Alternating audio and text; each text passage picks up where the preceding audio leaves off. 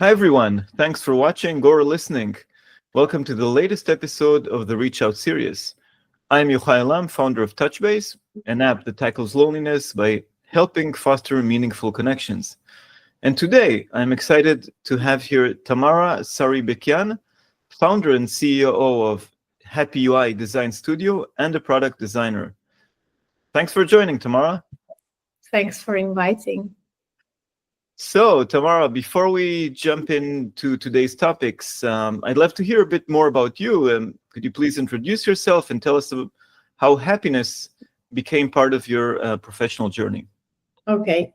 Well, so I'm coming from creative background mixed with some marketing fundamentals.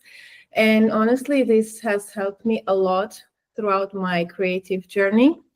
But of course, the journey hasn't been always like smooth. It's been bumpy. And for many years, I've been trying to figure out what do I want to do? What is that something that sparks my soul? And I believe that's one of the challenges that many people face nowadays. So I guess that's where I started to dive deeper into mental health, like to understand myself better, to understand what I need, to try to help myself understand my goals. And that's when my interest in this industry sparked, actually. So after that, I found that I want to do design. And then later on, I started to dive more into the mental health industry, but I can talk about it a bit later. I think that's a bit broader topic. Sure. Well, that's a very interesting background, and as we mentioned here, your work centers around designing for happiness. Yeah. And I know that UX, user experience, often emphasizes efficiency, usability, and aesthetics. Of course, it's graphic design, but you take it one step further towards focusing on emotional well-being. So, how can UX design actively contribute to creating more happiness in people's lives? Yeah, you mentioned right, because UX generally relies on usability, functionality, and also aesthetics. But it's also about the fact that UX lies on the empathy, right? And this is one of the core fundamentals of the user experience, and it takes its basics to the human psychology. So we take it a step further, and we choose to work with industries that have that impact, that have that broader impact on people's lives. And the industries are like self-development, wellness, nutrition, yoga, meditation. So all of these industries are in general aimed at making people's lives better and helping them be more happy, like lead more happy life. So that's our, at HappyUI Studio, that's our main goal, mainly to work with that industries that create happiness. And we also, of course, we have some techniques in design that also helps that. But generally, we choose these industries. So that's the main idea, to help people in that. I see. So you start from working with companies in sectors which promote happiness. You mentioned also a bit of, that's the main thing, but there's also, I guess, are there any specific design principles, that you use to prioritize happiness? Yeah, so we have this approach. We adopted this approach that the whole is greater than the sum of its parts. And when we take a project, we try to understand who is the user, what he wants, what are the needs, what are the challenges they are facing. So all of that is very important. And it's not about just functional part of the design, but it's also what lies behind that. That the meaning that you put behind any functional thing is the most important. And there's also an interesting concept that we have been working with as well, which is called MLP, which is like minimum lovable product. So it's like MVP. Everyone knows MVP, but this one is taking it to the next level, which means that beyond functionality, we give also that detail of delight and enjoyment in the experience. So it's about these little details, in design. It can be some like onboarding experience or something during the interaction with the app that makes user feel special and delights the user. Because nowadays there are so many technologies, so many experiences and products that it's very hard to impress users, and you have to have this something special, and it also always depends on the user or depends on the context. We always have to research the user thoroughly before understanding what he needs, what is that special thing. And to bring this to life, like to give you a small example, it's like nowadays when you go to a coffee shop and you order a coffee and you receive like a black instant coffee, a simple one. And then as opposed to that, you could receive like latte, caramel latte or something, or like coffee on a special milk with oats, etc. Like so many options, yeah. Yeah, with this variety, you are not delighted by black coffee anymore. You need something else. So this is what we try to do to delight users. I see. Yeah. I still kick off my mornings with just simple black coffee, and then I get more sophisticated during the day. I guess that it's a very interesting concept, what you said, the MLP, minimal lovable. Yeah, and that's how I guess you balance between, the functionality, which is, user, and something to make the users happy, some kind of an animation, a delight. Yeah. It could be even animation, a small animation or something. Got it. Okay. Well, here at Touchbase, we are tackling loneliness by encouraging people to reach out to loved ones. How do you think that technology and especially UX, user experience, can help combat loneliness without it being forced or artificial? It's always a delicate balance.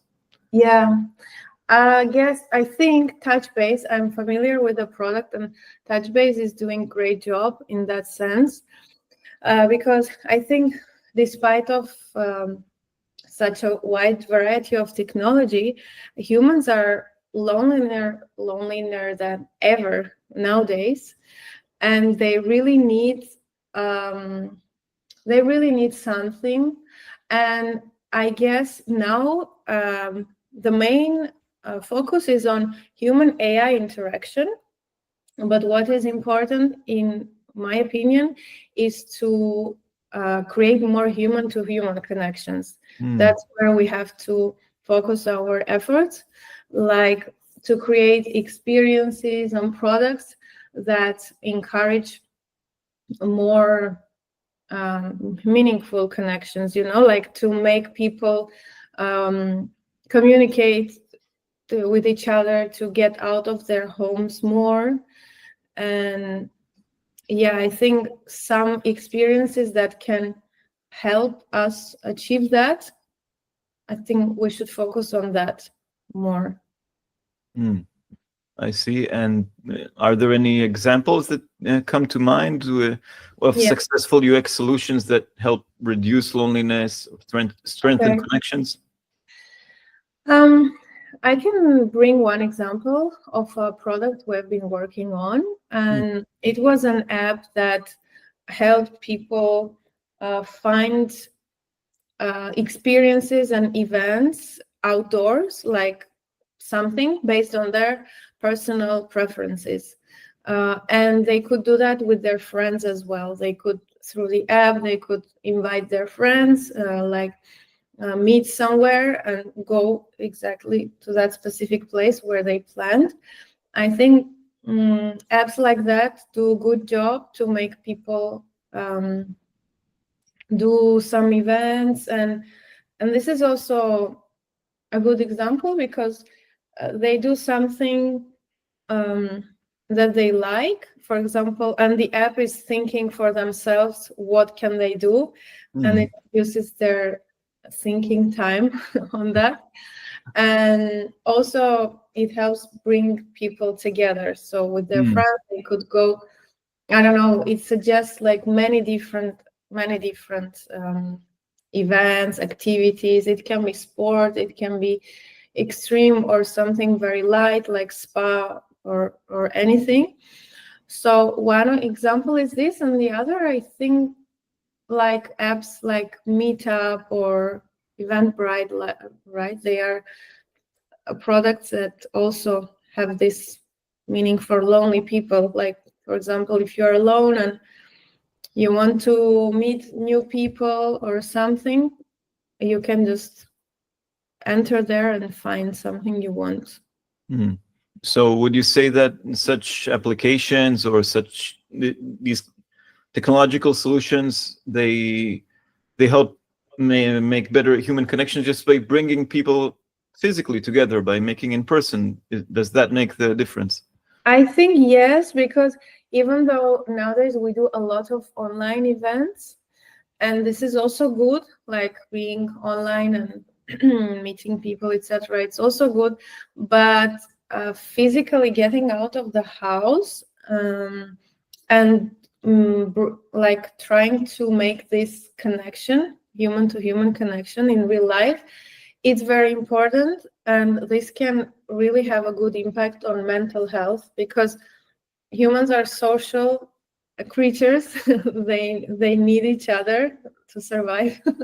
and I think that's very important to do that, because without it we are becoming very close to AI, like not that bad, but I think we need to value these connections.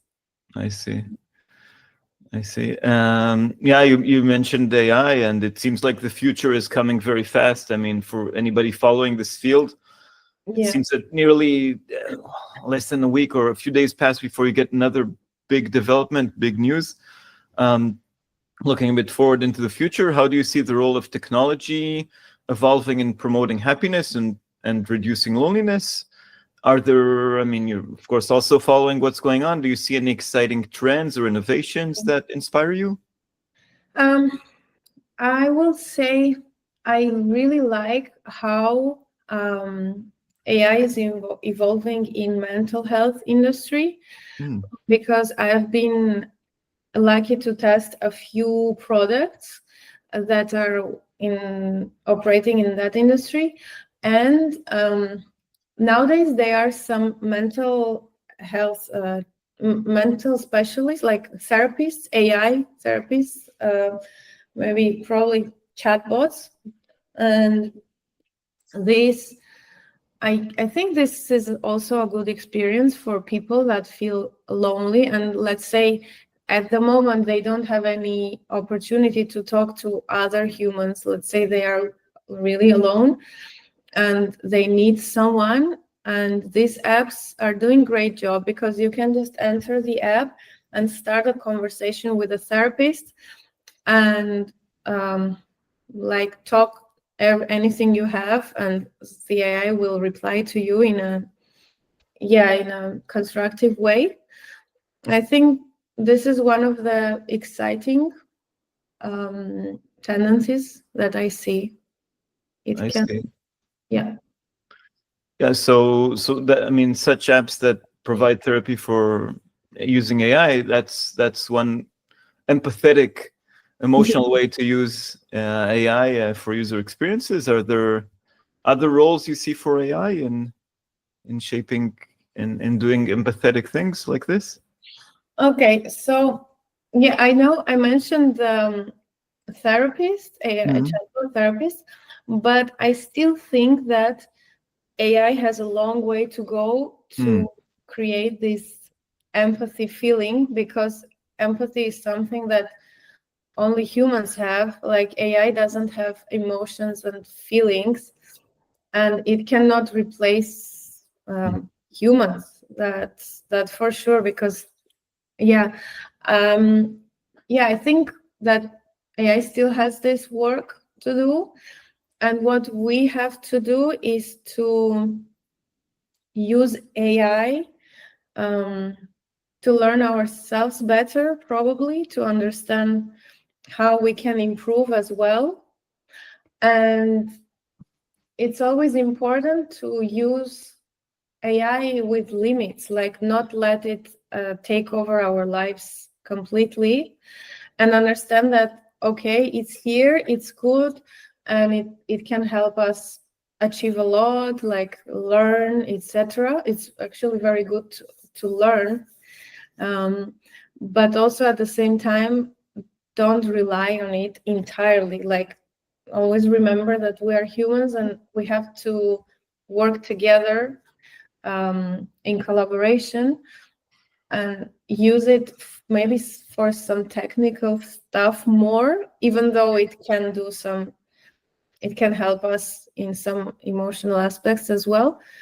But still, I think there should be a cooperation also between this human part and AI part. I see. Yeah, there's always a risk of using it too much, and when we talk about AI, we also talk about, I mean, there are ethical questions, and I want to circle back from AI to UX design. Well, everything is eventually connected, but when designing products that tap into emotions, there's always the ethical question of how far should we go?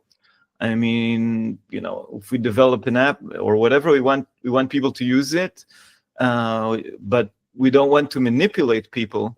So there's always the fine line between designing for manipulating and designing for happiness and addiction. So how do you navigate this fine line? Yeah, it's true that it's very risky, and sometimes you see in products that they could cross that line sometimes. But we always try. For example, at our studio, we try to test any concept before bringing it to life. So because usually when you test, yes, you rely on user research, of course, but then it's very important to test with a group of people to understand how they feel about it, because it's a very delicate question. And it's true that it's very easy to cross that line, to manipulate users. But you have to always just keep in mind that ethical part.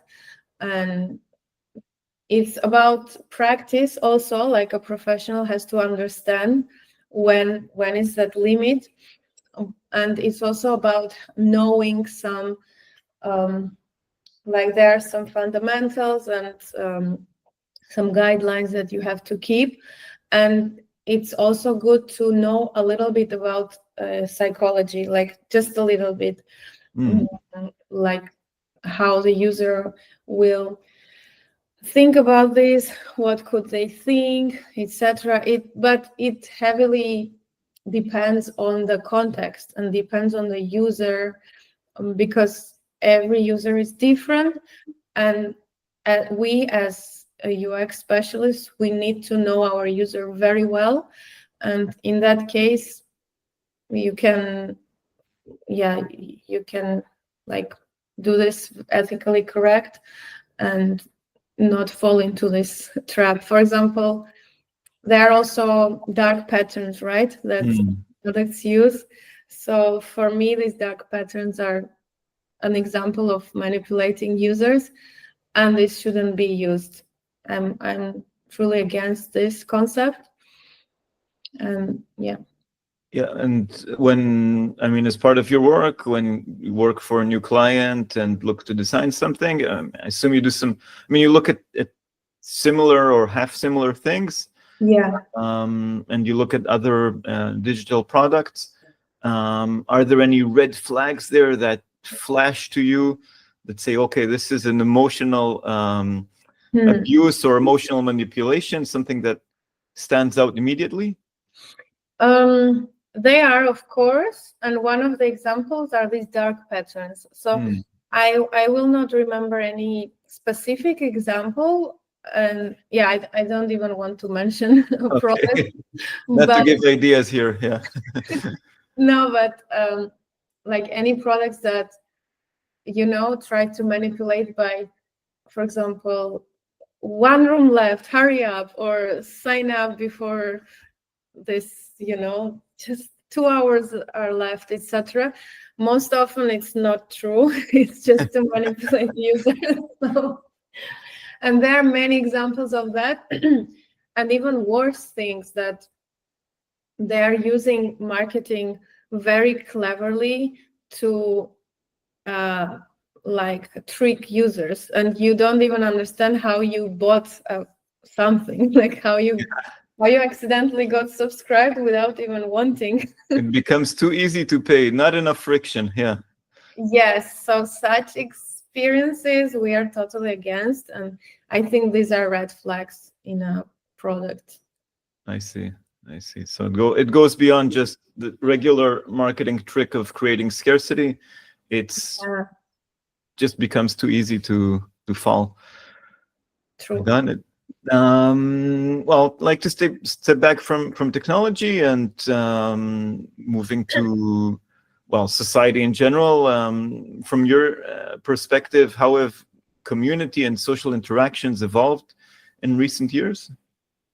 Yeah, I think it's quite improved now. And me, as an expat here in Barcelona, I think I noticed that there is no lack of such communities.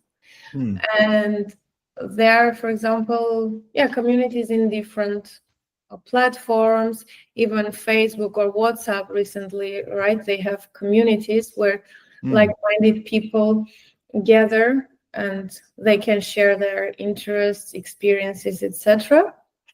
I think that there is already like an established system there in place. And I think it's good. The communities in general are doing very good job, especially here in Barcelona, but I'm sure in other cities and countries as well, worldwide. Yeah, I remember you mentioned Meetup, and a lot of my social life here in Barcelona is through Meetup. And at some point, the organizers came here. The founders of Meetup, and they said Barcelona is one of the best examples of how communities thrive. Meetup is mostly face-to-face and with virtual community. We met at a face-to-face event, but how effective are virtual communities in comparison to face-to-face? Virtual are very good, especially nowadays that people work remotely, and during pandemic it was super useful as well. And I like both events, because virtual events are also like time saving.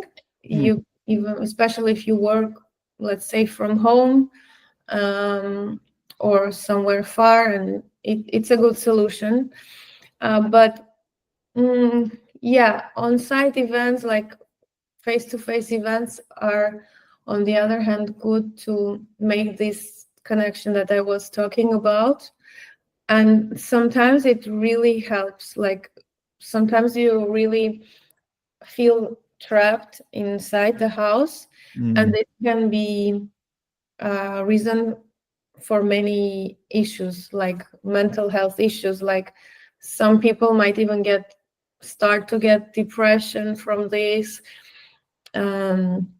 especially people, for example, single people, or the ones who don't have families and they have to work at home all day. I think it's important for them to go out and meet during these in-person events. This is for me very important. Yeah, there's something in the 3 dimension and getting closer that makes a difference. Yes.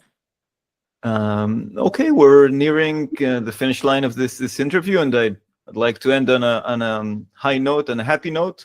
What gives you hope, optimism about our ability to combat the loneliness epidemic moving forward? I think it's a hard question because everything now goes towards the opposite, like that the AI might take over, etc. But no, what gives me hope is that we are still humans, and we still can. We are still at the top of the ring, I don't know how to say it, but we're at the top of the scheme with the nature. And we have to manage AI, for example. We're the ones who have to do that. And I guess just by understanding how to use it and how to use technology in general, humans can improve like more. And it's always about using our own consciousness and understand how we can make the best of technology. Like in my opinion, we can use it to learn a lot and improve, because AI can teach us a lot, and we should use it in that sense, like in general, to learn more, to move forward, and to use it wisely. I got it. Oh, super interesting. Okay, thanks, Tamára. Is there anything else you'd like to add before we wrap it up? I guess just in general to wish people work on themselves, on their mental health, and don't put it off, and always try to find ways to improve life and feel happy. Yeah, no, makes perfect sense. Without health, which includes mental health, everything else becomes super hard. So I agree. All right. So thank you very much, Tamára, and thank you everybody for joining us today. Follow Touchbase on social media, but we're also doing face-to-face events, and keep in touch. So thank you very much, and see you soon. Okay, thanks.